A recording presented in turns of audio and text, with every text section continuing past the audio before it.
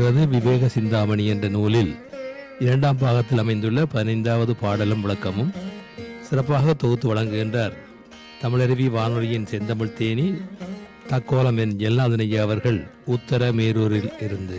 வாருங்கள். தமிழே அமுதே வருவாய் நிறைவாய் தருவாய்.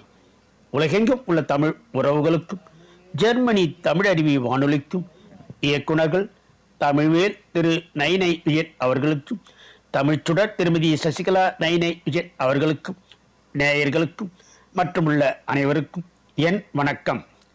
விவேக சிந்தாமணி இரண்டாம் பாகம் எனும் தலைப்பில் அந்நூலில் உள்ள பாடல்களின் என்னுள் பதிந்த கருத்து தெளிவுரையும் வழங்குகிறேன்.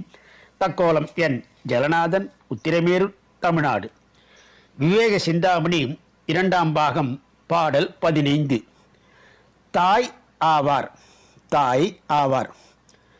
தன்னை அளித்தால் தமையன் மனைவி குருவின் பன்னி அரசன் பயில்தேவி தன் மனைவியை பெற்றால் இவரையே பேசில் எவருக்கும் நல் தாயார் என்றே நவில்.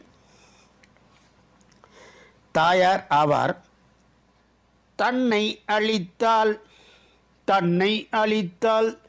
தமையன் மனைவி குருவின் பன்னி அரசன் பயில்தேவி தன் மனைவியை பெற்றால் இவரையே பேசில் எவர்க்கும் நல் தாயா என்றே நவில்.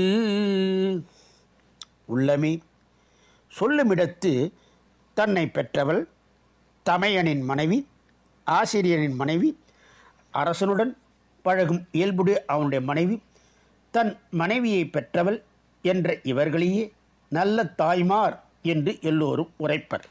மீண்டும் பாடலை பார்ப்போம். தாய் ஆவார். தன்னை அளித்தால் தமையன் மனைவி குருவின் பன்னி அரசன் பயில்தேவி தன் மனைவியை பெற்றால் இவரையே பேசில் எவருக்கும் நல் தாயார் என்றே நவில். இத்துடன் இன்று நிறைவு செய்து தொடர்ந்து வரும் நாட்களில் விவேக சிந்தாமணியில் உள்ள பாடலையும் என்னுள் பதிந்த கருத்து தெளிவுரையும் பார்ப்போம். வாய்ப்பளித்த ஜெர்மனி தமிழருவி வானொலிக்கும் மற்றுமுள்ள அனைவருக்கும் நன்றி, வணக்கம். தக்கோலம் என் ஜலநாதன், உத்திரமேரூர், தமிழ்நாடு, சங்கத்தமிழ் இலக்கிய பூங்கா.